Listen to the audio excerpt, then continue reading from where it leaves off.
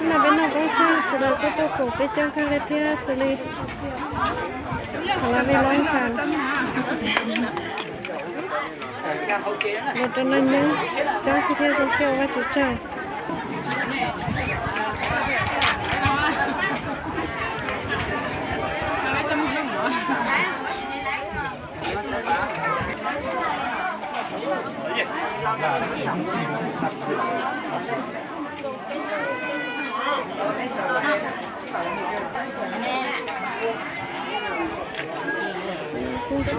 cùng với công ty theo ô chủ trại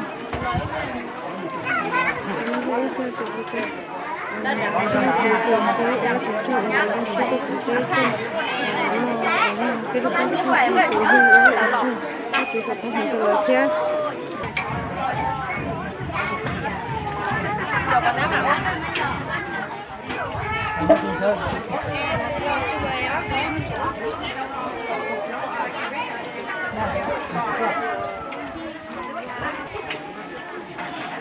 là bạn đến ăn tổng ca mà luôn ra ở đây mà kiểu của nó thế ăn đầu không rồi con cho là đầu không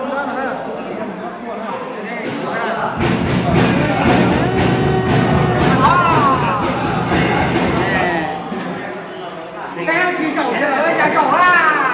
nhà cái là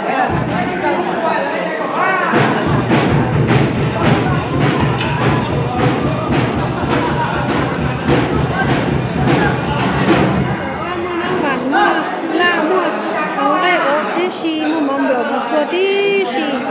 nó hài lòng của nhau mua bao giờ giống nó thế nó chỉ chờ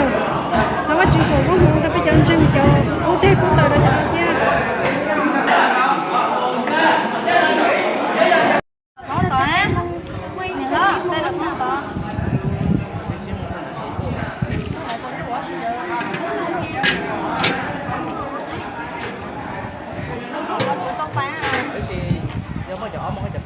mà thôi, chó mua hết chả bé mua, có chết chết nữa,